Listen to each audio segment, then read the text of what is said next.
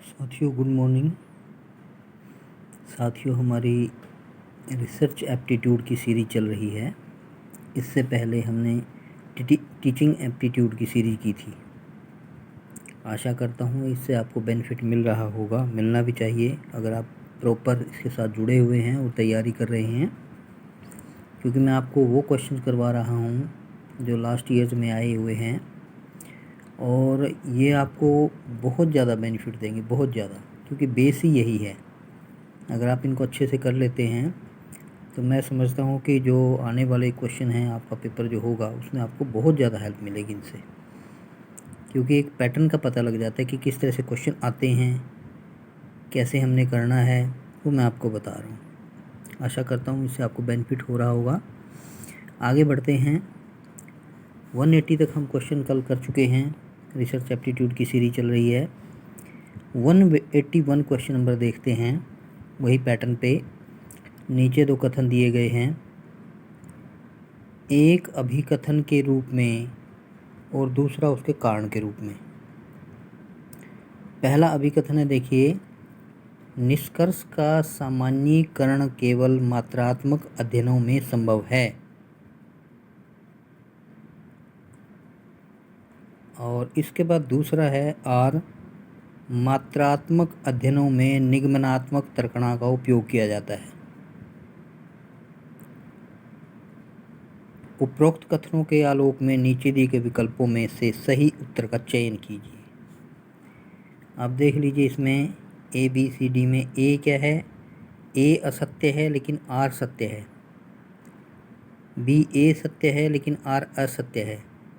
सी क्या है, ए और आर दोनों सत्य हैं और देखिए आर ए की सही व्याख्या है, यहाँ छोड़ दिए इन्होंने।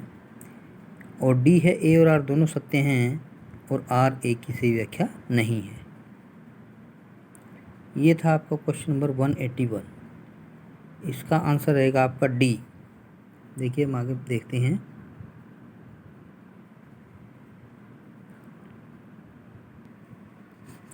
ये है आपका डी, इसका आंसर रहेगा। निष्कर्ष के सामान्यीकरण को संभवतः मात्रात्मक शोध में स्वीकार किया जाता है, लेकिन गुणात्मक शोध में यह अधिक विवादास्पद है। अतः अभिकथन सत्य है, कारण भी सत्य है। मात्रात्मक अध्ययनों में निगमनात्मक तर्क का उपयोग किया जाता है और गुणात्मक अध्ययनों में आगमनात्मक तर्क का उपयोग किया जाता है, किंतु कारण अभिकथन की व्याख्या नहीं करता है। ये था आपका क्वेश्चन नंबर 181 जो 2022 और 21 में शिफ्ट में आया, 1 में आया हुआ है। ये अच्छा क्वेश्चन है, कर सकते हैं इसको। इसके बाद हम आगे बढ़ते हैं क्वेश्चन नंबर 182 की ओर। देखिए 182 नंबर क्वेश्चन देखिए, निम्नलिखित में से कौन सा गुणात्मक शोध का एक उदाहरण है। बहुत अच्छा क्वेश्चन है, आसान भी है लेकिन टिपिकल भी हो जाता है जब नहीं आता तो। निम्नलिखित में से कौन सा गुणात्मक शोध का एक उदाहरण है। प्रयोगात्मक शोध, कार्योत्तर शोध, विवरणात्मक सर्वेक्षण शोध, आधारित सिद्धांतपरक शोध। यानी कि जो क्वालिटेटिव रिसर्च है उसका कौन सा उदाहरण है। एक्सपेरिमेंटल रिसर्च है या एक्शन रिसर्च है या एक्सप्लेनेशन सर्वे रिसर्च है या लास्ट में आधारित सिद्धांतपरक शोध या रिसर्च है, यानी प्रिंसिपल बेस्ड रिसर्च। तो डी क्या आएगा, ये प्रिंसिपल बेस्ड रिसर्च है। आधारित सिद्धांत शोध एक प्रकार का गुणात्मक शोध है। यह तथ्यों का संकलन और विश्लेषण करके किया जाने वाला शोध है। यह शोध उन सिद्धांतों पर कार्य करता है जिनका सृजन नहीं हुआ है। ये ध्यान रखना आप, अच्छा क्वेश्चन है ये, बहुत बढ़िया, आपको ज़रूर करना चाहिए भाई, करना भी चाहिए, ज़रूर करिए इस क्वेश्चन को। आशा करता हूँ 181 और 182 जो हमने अभी करवाए क्वेश्चन आपको समझ में आगे होंगे। नेक्स्ट हम आगे क्वेश्चन बढ़ते हैं, देख लीजिए। 183 क्वेश्चन नंबर में देखिए, मिश्रित विधि शोध के विरुद्ध आपत्तियां निम्नलिखित हैं। जो मिक्स्ड रिसर्च मेथड है उसमें कुछ ऑब्जेक्शन है कि ऐसा नहीं होना चाहिए इसमें। तो कौन कौन से देखिए, ABCDE हम डिस्कस करते हैं। पहला है, मात्रात्मक व गुणात्मक शोध ज्ञान मीमांसीय रूप से भिन्न है। पहली तो ये आपत्ति है। दूसरी आपत्ति है, गुणात्मक शोध की तुलना में मात्रात्मक शोध बेहतर है। तीसरा है, मात्रात्मक और गुणात्मक शोध के लक्ष्य भिन्न हैं, अलग हैं। डी है, मात्रात्मक और गुणात्मक शोध की सत्ता मीमांसीय पूर्व धारणाएं अलग हो सकती हैं या भिन्न हो सकती हैं। और ई है, मात्रात्मक और गुणात्मक शोध रूपावली अनुसार। ये तो थे आपके मिश्रित विधि शोध के विरुद्ध आपत्तियां जो हैं हमने पढ़ी। अब नीचे दिए गए विकल्पों में से सही उत्तर का चयन करिए। ABCD 4 दे रखे, आगे सब ऑप्शन दे रखे हैं 4 तो 5 में से 4 आपने टिक करने हैं। कौन कौन से रहेंगे? टिक क्या करना है आपने, सिर्फ एक आंसर को गोल दायरे में वो करना है। अगर OMR शीट पे करना होता है, CBT आएगा तो उसके अनुसार करना है। CBT में था कंप्यूटर बेस्ड टेस्ट, क्योंकि अभी लास्ट जो पेपर हुआ था वो OMR पे हुआ था, लेकिन उस पर ऑब्जेक्शन लग गए, कुछ लीक वगैरह हो गया, तो उसकी वजह से फिर मुझे लगता है कि CBT ही होंगे आगे एग्ज़ाम। इस बात का ध्यान रखिए और कंप्यूटर की नॉलेज जो रखिए, आपको चलाना आना चाहिए। अगर आपने नेट का पेपर देना है तो ये ज़रूरी है भाई। जिसको नहीं आता, कम नॉलेज है, आप सीख सकते हैं, थोड़ा बहुत 10-15 दिन महीना सीख लीजिए, आपका काम चल जाएगा। क्योंकि नहीं तो वहाँ प्रॉब्लम आती है। अगर आपको नॉलेज नहीं होगी, ऑन करना नहीं आएगा, ऑफ़ करना नहीं आएगा, सबमिट करना नहीं आएगा, आगे फॉरवर्ड या प्रीवियस पे लेना नहीं आएगा क्वेश्चन को, तो उसको, और मैनुअल जो NTA भेजती है उसको आप बड़े ध्यान से पढ़ें, वो बहुत ज़रूरी है। इसका आंसर रहेगा सी में क्या देखिए, ACD और E। मिश्रित विधि शोध के विरुद्ध आपत्तियां अधोलिखित यानी कि नीचे लिखित हैं। A है, मात्रात्मक और गुणात्मक शोध ज्ञान मीमांसीय रूप से अलग है। C है, मात्रात्मक और गुणात्मक शोध के लक्ष्य अलग अलग हैं या भिन्न हैं। D है, मात्रात्मक और गुणात्मक शोध की सत्ता मीमांसीय पूर्व धारणाएं अलग हो सकती हैं, भिन्न हो सकती हैं। और E है, मात्रात्मक और गुणात्मक शोध प्रतिमान रूप से असंगत है।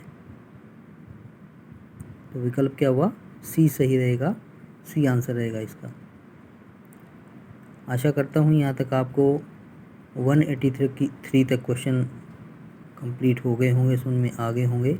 देखिए, दो बातें हैं भाई, एक होता है समझना, एक होता है सिर्फ नॉलेज पाना, यानी कि ज्ञान और संज्ञान होता है। नॉलेज और अंडरस्टैंडिंग में डिफरेंस होता है भाई। नॉलेज होती है ज्ञान, यानी आपने किसी चीज़ को पढ़ा और छोड़ दिया, और अंडरस्टैंडिंग या समझ होती है कि उस चीज़ को पढ़ने के बाद उसको समझ में भी आपके कितना आया है, समझना भी ज़रूरी है। दैट इज़ अंडरस्टैंडिंग, या समझ बोलते हैं उसको, या संज्ञान बोलते हैं उसको। ठीक है जी। इसके बाद क्वेश्चन नंबर 184 पे हम आते हैं। देखिए क्वेश्चन नंबर 184, नीचे दो कथन दिए गए हैं, उसी तरह का क्वेश्चन है जैसे हमारा क्वेश्चन नंबर 181 था। देखिए ये नीचे दो कथन दिए गए हैं, ऐसे ये 181 वाला पहले भी ऐसे क्वेश्चन आ चुके हैं। हम 184 नंबर क्वेश्चन पे आते हैं। नीचे दो कथन दिए गए हैं। पहला कथन देखिए, गुणात्मक शोध प्रभाववादी और विषयनिष्ठ होता है। आपको पता है विषयनिष्ठ और वस्तुनिष्ठ में अंतर है। जो क्वेश्चन ऑब्जेक्टिव टाइप होते हैं वो होते हैं वस्तुनिष्ठ, और विषयनिष्ठ यानी सब्जेक्ट से रिलेटेड, यानी कि सब्जेक्ट मीन्स कि जो बड़े क्वेश्चन होते हैं वो विषयनिष्ठ होते हैं। मेरा ये समझना है। कथन 1, गुणात्मक शोध प्रभाववादी और विषयनिष्ठ होता है, और कथन 2 है, परिमाणात्मक शोध में उपलब्धियों को सामान्यीकृत करने की उच्चतर स्तर की संभावना होती है। आपके दो कथन दिए गए हैं, देख लीजिए, आप पढ़ लीजिए। उपरोक्त कथनों के आलोक में, यानी उपरोक्त कथनों के संदर्भ में नीचे दिए गए विकल्पों में से सही उत्तर का चयन करिए। सही उत्तर का चुनाव करना आपने। ए बी सी डी आपको पता ही है। ए में क्या होता है, दोनों सत्य हैं। ये जो इसकी बार वैसे ऐसा होता है कि जो पहला पैटर्न होता है ना, एक और दो दोनों सत्य होता है, लेकिन इसने अब की बार क्या किया है, पैटर्न को चेंज कर दिया। ए में दोनों असत्य लिख दिए, बी में दोनों सत्य लिख दिए, सी में एक असत्य और दो सत्य है, और एक सत्य, डी में एक सत्य और दो असत्य है। आप थोड़ा ध्यान से करिएगा क्वेश्चन को। कई बार ऐसा हो जाता है, ये कुछ स्टूडेंट्स को उलझाने के लिए इस तरह का आप दे देते हैं। वैसे पैटर्न ये रहता है कि पहले में दोनों सत्य होते हैं या सही होते हैं। आपने पहले कितने सारे क्वेश्चन किए मेरे साथ, आपने देखा भी होगा। तो ये 2021 में आया शिफ्ट 2 में। अच्छा क्वेश्चन है, आप इसको कर सकते हैं। 184 नंबर क्वेश्चन। हम आगे बढ़ते हैं कि आंसर क्या रहेगा। देखिए हैं, ये देखिए आंसर रहेगा बी। गुणात्मक शोध प्रभाववादी और विषयनिष्ठ होता है, वहीं परिमाणात्मक शोध में उपलब्धियों को सामान्यीकृत करने की उच्चतम स्तर की संभावना होती है। अतः दोनों कथन एक और दो सत्य हैं। अब आप देखिए, ये बड़ा अच्छा एक्सप्लेन किया हुआ है नीचे। गुणात्मक शोध में और मात्रात्मक शोध में अंतर दिया हुआ है। देखिए भाई, बहुत अच्छा ये एक्सप्लेन है, यहाँ पे एक्सप्लेन किया हुआ है। गुणात्मक शोध देखिए, यह शब्दों एवं उनके अर्थों पर आधारित शोध होता है, और मात्रात्मक यह सांख्यिकी आंकड़ों और संख्याओं पर निर्भर करता है। गुणात्मक शोध है, यह विचारों और सिद्धांतों को विवरणित करता है, और मात्रात्मक शोध यह सिद्धांतों परिकल्पना के परीक्षण पर निर्भर करता है। इसमें कुछ प्रतिभागियों की आवश्यकता होती है। किसमें? गुणात्मक शोध में। और मात्रात्मक में इसमें बहुत से प्रतिभागियों की आवश्यकता होती है। यह शोधकर्ता आधारित शोध होता है गुणात्मक, और मात्रात्मक यह प्रतिभागी आधारित शोध होता है। ये बहुत अच्छा एक्सप्लेन किया हुआ है, आपको इसे देखना चाहिए, आपको बेनिफिट देगा ये कि क्वालिटेटिव और क्वांटिटेटिव रिसर्च में डिफरेंस क्या है, यानी कि गुणात्मक शोध में और मात्रात्मक शोध में क्या डिफरेंस है। बड़ा अच्छा क्वेश्चन दिया हुआ है, आप इसको कर सकते हैं, करना भी चाहिए आपको। यहाँ तक था आपका क्वेश्चन नंबर 184, जिसका बी आंसर हमने किया है। इसके बाद हम आगे क्वेश्चन को बढ़ाते हैं। क्वेश्चन नंबर 185, ये भी अच्छा क्वेश्चन है। क्वेश्चन नंबर 185 देखिए, नीचे दी गई विशेषताओं में से गुणात्मक शोध की पहचान करें। यानी कि कौन सी ऐसी विशेषताएं जो गुणात्मक शोध की हैं। बात पूछने का मतलब ये है, क्वेश्चन घुमा फिरा कर देते हैं ना, जैसे नीचे दिए गई विशेषताओं में से गुणात्मक शोध की पहचान करें। यानी कि नीचे दी गई विशेषता में से गुणात्मक शोध की कौन कौन सी विशेषताएं, कहने का मतलब ये है। हम देखते हैं। ए देखिए, यह प्रतिभागी के परिप्रेक्ष्य से घटना के अवबोध से संबंधित है।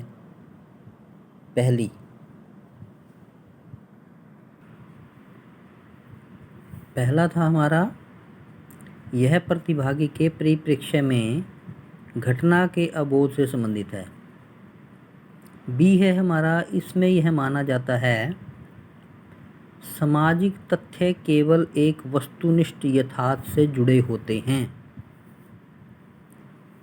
तीसरा है, शोधार्थी वर्तमान या भूतकालिक परिस्थितियों में निमग्न हो जाता है। और डी है आपका, शोधार्थी पूर्वाग्रह से बचने के लिए अपने आप को अध्ययन से दूर कर लेता है।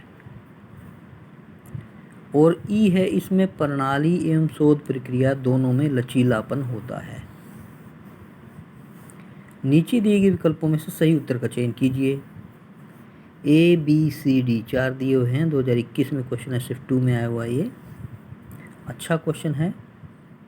आंसर रहेगा ए। ए देखिए, ए में क्या है, केवल ए सी और ई, ये हमने देखना है। इसमें क्या दिया है, केवल ए, सी और ई दिया है। तो हम देख लेते हैं इसके एक्सप्लेन जो किया हुआ है। देखिए, गुणात्मक अनुसंधान की विशेषता अधोलिखित। अधोलिखित का मतलब कि जो नीचे लिखी हुई है।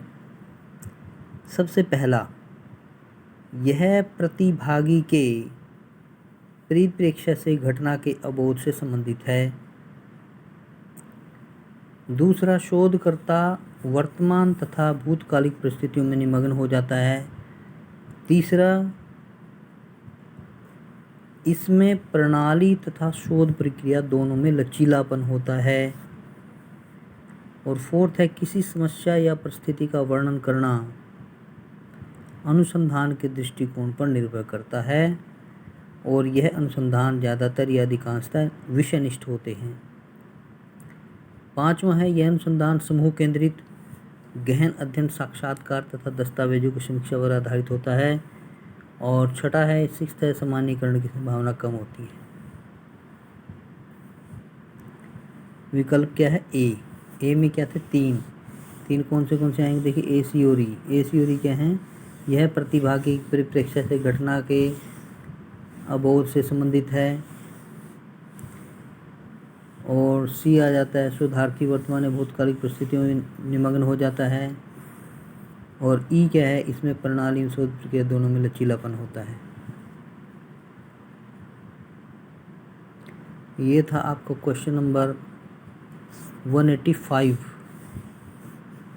आशा करता हूँ ये क्वेश्चन भी आपको क्लियर हो गया होगा। पहले हमने 184 क्वेश्चन किया था, इसमें गुणात्मक और मात्रात्मक शोध में डिफरेंस हमने फाइंड आउट किया था। अच्छा दिया हुआ था, ये भी एक्सप्लेन किया हुआ है। इसके बाद हमने 185 नंबर क्वेश्चन किया है। आशा करता हूँ यहाँ तक आपको ये बिल्कुल क्लियर हो गया होगा। क्वेश्चन ये भी 2021 में आया हुआ था नेट जेआरएफ के लिए। साथियों, अपनी तैयारी करते रहिए, साथ साथ कोई प्रॉब्लम नहीं आएगी, क्योंकि थोड़े थोड़े क्वेश्चन मैं आपको करवा रहा हूँ। साथ साथ करते रहेंगे, नोट करते रहिए कॉपी में। आपने वीडियो देखनी है, वीडियो भी आप किसी भी टाइम देख सकते हैं, ऑलवेज अवेलेबल हैं नूर ऑनलाइन अकेडमी पर। ये सारी वीडियो आपको कहीं ना कहीं बेनिफिट देंगे। आगे बढ़ते हैं हम क्वेश्चन नंबर 186 की ओर। आशा करता हूँ आपको क्लियर हो रहे होंगे। 186 क्वेश्चन नंबर देखिए, गुणात्मक अनुसंधान के प्रमुख लक्षणों की पहचान कीजिए। गुणात्मक अनुसंधान के प्रमुख लक्षण, वही जैसे ऊपर क्वेश्चन था ना, ये क्वेश्चन क्या था आपका कि नीचे दी गई विशेषताओं में से गुणात्मक शोध की पहचान। इसमें क्वेश्चन क्या है, देखिए, गुणात्मक अनुसंधान वही है, क्वालिटेटिव रिसर्च के प्रमुख लक्षणों की पहचान कीजिए। ये भी ऐसा ही क्वेश्चन है। पहला क्या, देखिए, आंकड़ों के सोर्स के रूप में यानी स्रोत के रूप में वास्तविक परिस्थितियाँ। बी है, मुख्य संक्रियाओं के रूप में नियंत्रण अवलोकन में उपाय। और सी है, आंकड़े शब्दों एवं चित्रों का रूप लेते हैं। तीन तो हैं आपके ये गुणात्मक अनुसंधान के प्रमुख लक्षणों की पहचान में, तीन ये हैं। हम आगे बढ़ते हैं, 186 नंबर क्वेश्चन चल रहा है। इसके बाद आ जाता है डी, परिकल्पना बनाना तथा परिकल्पना का परीक्षण करना। और ई है, परिकल्पना का निर्माण एवं परीक्षण। ये पांच हैं। उपयुक्त कथनों के आलोक में नीचे दिए गए विकल्पों में से सही उत्तर चुनिए। ए, बी, सी, डी, इनके आगे ऑप्शन दिए हैं। जून 20 ये शिफ्ट 2 में आया हुआ है क्वेश्चन है। अच्छा क्वेश्चन दिया हुआ ये भी। अब देखिए, ए आंसर रहेगा, गुणात्मक अनुसंधान के प्रमुख लक्षण क्या हैं, ए, सी और डी। आप ए, सी और डी वहाँ से करना चाहें तो वहाँ से कर सकते हैं। यहाँ से एक्सप्लेन किया, देखिए, वास्तविक परिस्थितियाँ आंकड़ों के स्रोत के रूप में काम आती हैं। आंकड़ों को शब्दों या चित्रों के माध्यम से एकत्र किया जाता है। यह सहभागियों के परिप्रेक्ष्य के साथ संबंधित होती है। यह आंकड़ों या समंक केंद्रित नहीं होती है। यह गुणों, चरित्रों, व्यवहार जैसे अमूर्त चीज़ों के अध्ययन में प्रयुक्त की जाती है। यह लचीली होती है अर्थात शोधकर्ता को किसी नियमों के समुच्चय में बंधकर शोध कार्य नहीं करना पड़ता है। शोध की ज़रूरत के अनुसार यह शोध संरचना में फेरबदल कर सकता है। अच्छा क्वेश्चन था, दोबारा से इसको देख सकते हैं शुरू से। देखिए ये 186 नंबर क्वेश्चन को हम दोबारा से देख रहे हैं, क्योंकि कंसेप्ट क्लियर जरूर होना चाहिए, तभी क्वेश्चन को आप कर पाएंगे। गुणात्मक अनुसंधान के प्रमुख लक्षणों की पहचान कीजिए। पहले भी ऐसे क्वेश्चन आया था। तो पहले हमने क्या पढ़ा, आंकड़ों के स्रोत के रूप में वास्तविक परिस्थितियाँ, मुख्य संक्रियाओं के रूप में नियंत्रण, अवलोकन, उपाय। आंकड़े शब्दों और चित्रों का रूप ले लेते हैं। और डी और ई में देखिए, परिकल्पना बनाना था, परिकल्पना का परीक्षण करना, और ई है परिकल्पना का निर्माण परीक्षण। ये था आपका। इसमें से हमने नीचे दिए उत्तरों में से उत्तर चुनना था। उत्तर हमने फाइंड आउट किया था ए, जिसमें ए, सी और डी को लिया था। ए क्या था, आंकड़ों के स्रोत के रूप में वास्तविक परिस्थितियाँ। और सी क्या था, आंकड़े शब्दों या चित्रों का रूप लेते हैं। और डी क्या था, परिकल्पना बनाना, परिकल्पना का परीक्षण करना। ये था आपका क्वेश्चन नंबर 186। साथियों, यहाँ तक आपको ये क्लियर हो गया होगा। 186 तक क्वेश्चन नंबर आशा करता हूँ को क्लियर हो जाना चाहिए। बिल्कुल आराम से कर रहे हैं, आराम से पढ़ रहे हैं हम, हो भी जाना चाहिए क्लियर आपको। इसी के साथ साथियों हम आगे बढ़ते हैं और इस वीडियो का लास्ट क्वेश्चन हम लेते हैं, क्वेश्चन नंबर 187। काफ़ी लेंथी होगी वीडियो, चलो इसको इसमें ले लेते हैं क्वेश्चन को। 187, नीचे दिए गई सूची में से गुणात्मक अनुसंधान अभिकल्प की पहचान करें। ये भी वैसे रिसर्च बेस्ड क्वेश्चन, गुणात्मक क्वालिटेटिव रिसर्च का ये भी वही है। अभिकल्प वही सेम क्वेश्चन का जो पैटर्न है वो चेंज कर दिया है, लेकिन क्वेश्चन वही है। पहला देखिए, सिद्धांत के प्रतिपादन के लिए, हेतु मतलब के लिए, व्यक्ति के साझा अनुभवों की तलाश करना।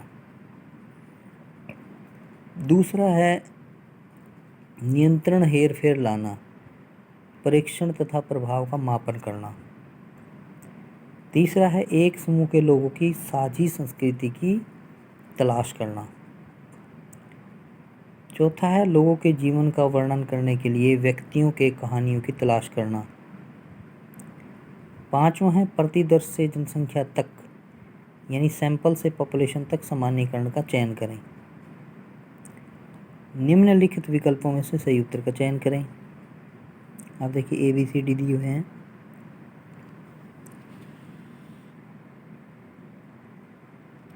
ए देखिए, सिद्धांत के प्रतिपादन के लिए, एक्सप्लेनेशन में पढ़ रहा हूँ मैं, ए में सिद्धांत के प्रतिपादन के लिए व्यक्ति के साझा अनुभवों की तलाश करना। ए में है ना, ए में 1, 3 और 4 हैं। तो 1 क्या है देखिए, और 3 क्या है और 4 क्या है, ये इसमें एक्सप्लेन किया हुआ है। सिद्धांत के प्रतिपादन के लिए व्यक्ति के साझा अनुभवों की तलाश करना, एक समूह के लोगों की साझी संस्कृति की तलाश करना, लोगों के जीवन का वर्णन करने के लिए व्यक्तियों की कहानियों की तलाश करना आदि गुणात्मक अनुसंधान अभिकल्प है। और गुणात्मक शोध का मुख्य उद्देश्य मानव व्यवहार और उसे नियंत्रित करने वाले कारणों को गहराई से समझना होता है। ये था आपको क्वेश्चन नंबर 187। इसको दोबारा से एक बार देख लेते हैं। नीचे दी गई सूची में से गुणात्मक अनुसंधान अभिकल्प की पहचान करें। देखिए आपको पता ही है कि लास्ट वाला जो क्वेश्चन था ये भी वही इसी तरह का क्वेश्चन था। देखिए ये जो आपने देखा होगा 180 जो 6 नंबर क्वेश्चन था, अब लक्षणों की पहचान करें। 185 भी इसी तरह का कोई निजी विशेषताओं में गुणात्मक शोध की पहचान करें। और ये 187 भी ऐसे ही क्वेश्चन है आपका लगभग। तो इसमें आंसर हमने क्या दिया है,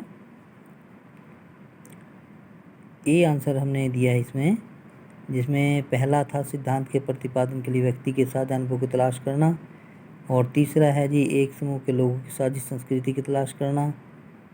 और जो फोर्थ है वो है लोगों के जीवन का वर्णन करने के लिए व्यक्तियों के कहानियों की तलाश करना। ये था आपका क्वेश्चन नंबर 187। वीडियो बहुत लेंथी हो गई है, आशा करता हूँ आपको ये सारे क्वेश्चन जो है क्लियर हो गए होंगे। होने भी चाहिए। मेहनत करते रहिए, साथ साथ आप वीडियो को स्टिल कर सकते हैं लैपटॉप पे या मोबाइल में, और उसके बाद रोक कर इसको लिख सकते हैं, पढ़ सकते हैं, प्रैक्टिस कर सकते हैं। आपकी जो मर्ज़ी चाहें जो करें आप इसमें। तो बाकी आपका नेट क्लियर या JRF क्लियर होना चाहिए, ये आशा करता हूँ मैं आपसे। थैंक यू, और बने रहिए मनोहर ऑनलाइन अकेडमी पर, और शेयर कीजिए और सब्सक्राइब भी कीजिए भाई। Thank you.